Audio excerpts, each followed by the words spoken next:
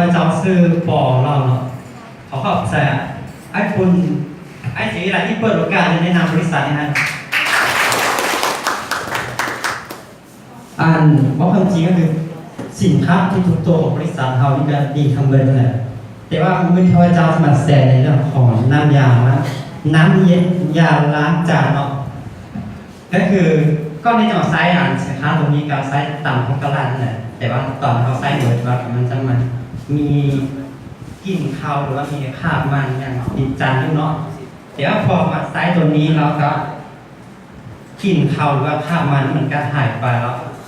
หายเกลี้ยงเลยเบิ้ลเลยโอเคแล้วก็แถมยังมีอันแบบกลิ่นหอมติดจานอีกแล้วขายแบบที่ยังทันไซส์ในนานให้ไปไซส์ได้เลยมันของเจ้าดีจริงๆเนาะโดยแล้วสุดท้ายขอขอบใจท่านประธานทั้งสองที่ผลิตสินค้าดีมาให้เราได้ไซน์เนาะ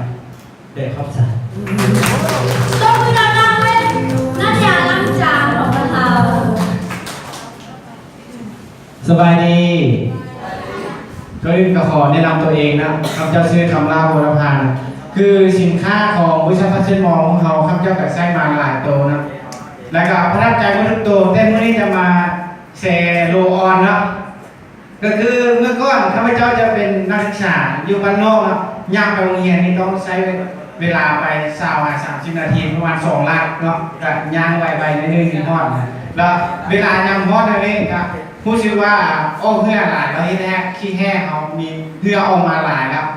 เมื่อยกมือแบบนี้นะกับจะมีคราบเต็มเลยนะแล้วก็เห็นเขาคาดความมั่นใจครับเวลาเขาลงกับมู่กับคู่เนี่ยไปยุ่งใกล้เขาครับรู้สึกว่าเขามีคิดเต้าไปย่างยุ่งใกล้เขาและก็มาหูจักกับจากเส้นมอแล้วก็ได้ตัดสินใจซื้อโลออนไปใช้นะก็คือปัญหานั้นก็หายคาดไปเลยเนาะคือถ้าผู้ใดที่มีปัญหาแบบข้าพเจ้าก็แนะนำให้ไปซื้อโลออนไปใช้กันเลยนะและท่านนี้ก็ขอขอบใจท่านหมอที่ผลิตสินค้าดีๆแบบนี้ให้พวกเราได้สนใจขอขอบใจ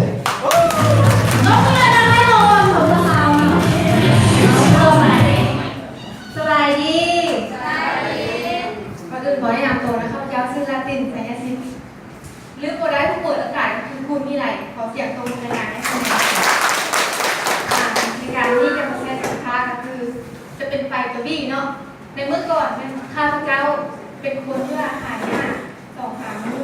เป็นไม่ได้ถ่ายแต่หลังจากที่ว่าได้มาใช้ไฟตัวบี้แล้วมันรู้สึกว่าถ่ายสะดวกและการโล่งถ่ายง่ายแล้วอยากแนะนำให้คนที่ว่ามีปัญหากับข้าพเจ้าเนาะให้มาใช้ไฟตัวบี้นี่เนาะและก็ขอเข้าใจนำบริษัททักเซนโมคุณหมอที่ผลิตสินค้าดีมาให้พวกเรามานำใช้เนาะขอเข้าใจ